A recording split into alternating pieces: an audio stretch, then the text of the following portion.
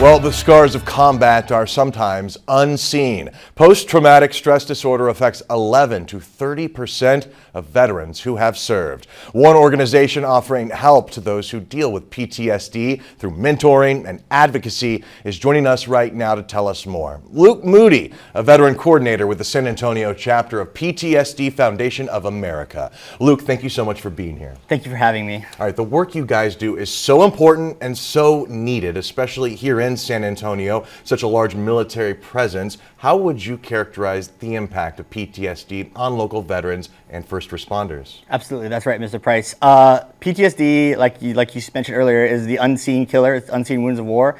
And in addition to the PTSD, that's the root issue. It causes substance abuse in a lot of veterans. 47% of all veterans who have PTSD also fighting a dual diagnosis of a substance abuse disorder as well.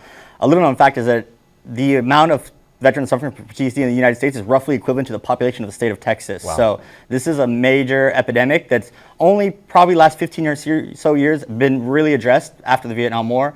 The VA has really started to acknowledge it, and we are here to bridge the gap between the VA healthcare services, which aren't always readily accessible or known to veterans, and provide them interim care as well as housing in our own program in the meantime. So let's say someone comes to you and says, hey, I need help, or maybe you find them. How are you able to help them? So we have a variety of services. As Ezekiel Hernandez, our chapter director, likes to say, we're professional middlemen as well as serving. Our primary focus is Camp Hope. We have a 6 to 9 month inpatient program based out of Houston, Northwest Houston, that's open to any combat veteran in the U.S. free of charge. There's no charge at all, no insurance necessary. There's only 3 requirements. As of right now, it's male only, must not have any litigations pending of a sexual nature, as well as having experienced combat with the enemy. And that is transportation is provided, and we have about 112 beds. And that's our primary focus. So it's an intensive inpatient program dealing with the PTSD and the core issues that the veterans experience. In addition to that, for our local chapters locally, we provide what was known as warrior groups, or our peer support groups. We have 2 weekly, one on Tuesdays and one on Thursdays. And this is a form of counseling and trauma bonding through peer support that really helps address the core issue of PTSD.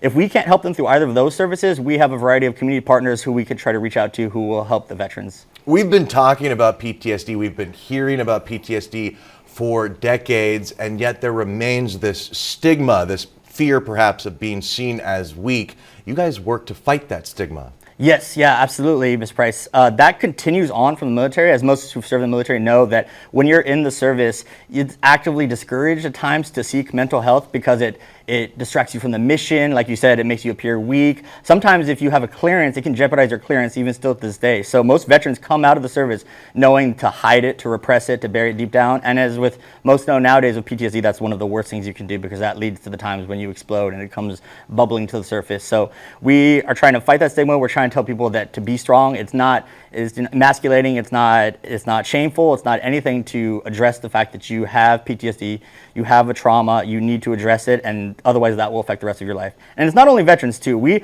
Our Camp Hope is only open to veterans, but we offer our services locally to anybody suffering from PTSD. So if we can't send you to Camp Hope, we can try to find you help here in San Antonio as well. At the beginning, we talked about how a community, a support system can go a long way in helping veterans heal. What does that mean? Is that friends? Is that family? Is it others? It's like you said, yeah, it's friends, family. Like Veterans Day is coming up, and so every veteran always appreciates the 10% discount at Chili's, and that's always noted as a great thing. But the reality is they need more help than that. And so even the community partners, even if it's asking a veteran, hey, are you okay? Like it's called a checkup, and doing a checkup on a one-on-one, be like, is everything okay? Are you good? So those little things, even with strangers, those interactions can sometimes prompt those veterans to seek help, and they'll suffer silently. The veterans, that's always the reputation, is they suffer quietly.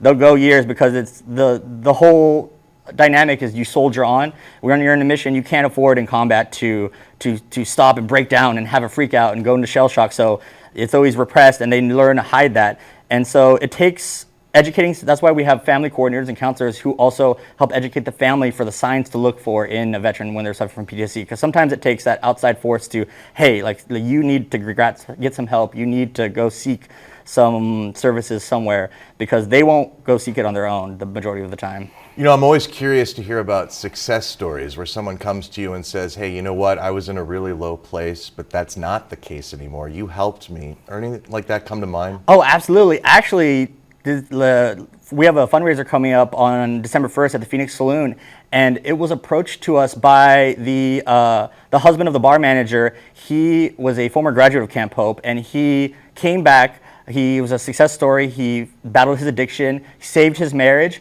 and he came back and he approached us, and he wanted to run a fundraiser to support our chapter here in San Antonio because he was a successful graduate of Camp Hope 3 years ago. And now he's doing very well, living in New Braunfels successfully. And Zeke, our chapter director, was actually very touched by his story because he came and we're trying to get a testimonial from him so he can tell his story of how Camp Hope changed him and saved not only his life, but his marriage and his career and his future. So that fundraiser you referenced is called Rise Against PTSD, December 1st. Yes, sir. Tell us more. Yeah, it's at the Phoenix Saloon in downtown New Braunfels. They were so kind of to approach us and partner with us for it. There's going to be a silent raffle and auction. It starts at 1 p.m. There's going to be food and live music and drinks, and it is a great venue. It's one of the oldest bars in Texas. I believe it is the oldest bar in Texas, besides Shiloh's, which is here. We have the oldest restaurant, sure. So you got the hand in hand. But no, so all the proceeds are going to benefit our chapter here, specifically in San Antonio. So you know that anything you donate will have impact directly here in our community. So. And do you know what time? 1 p.m. I believe it starts at 1 p.m. Doors open at 1 p.m. So. But wait, there's more. The 25th of November, what's going on then? Yes, sir. November 25th, we are partnering with Texas Roadhouse and Hollywood Park to have a fundraiser as well. Any dishes or proceeds or appetizers bought that night, a percentage of the proceeds will be donated to our chapter. Okay, so if anyone wants to learn more, if they want to look up these events, they want to donate, they want to help out in some way, or they want to get help, good website someone could go to? Yeah, absolutely. So you can go to www.ptsdusa.org. That's our main national website. And then you'll have a chapter drop down for the San Antonio chapter. We don't have social media pages for each chapter specifically, but if you go to our www.ptsdusa.org, you can find our San Antonio chapter, and it has our personal chapter line as well as our emails and information.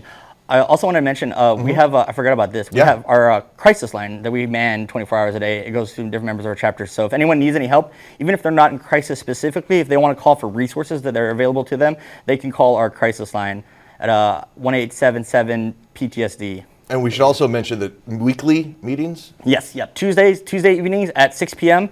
at our new office. We just moved recently. We are in the basement, 15301 Medical, at the Warm Springs Rehabilitation Hospital, Pam Health Warm Springs, in the medical center off Floyd Curl. How did you come to become involved here? That's a funny story. So I was a 10-year Army vet. After getting out, I went back to St. Mary's University to finish my degree, and at St. Mary's I met Ezekiel Hernandez, who is the current chapter director, and he told me about the organization, told me the mission they were doing, and having battled my own trouble and traumas with PTSD, I realized, I know immediately how important this is, and I was really moved by the mission, and so I became involved with him through a reuniting at St. Mary's University. Well, it's really important work that you're doing. I really appreciate your time. One more time, the website. www.ptsdusa.org. Luke Moody, best of luck. Thank you so much for your time. Appreciate it.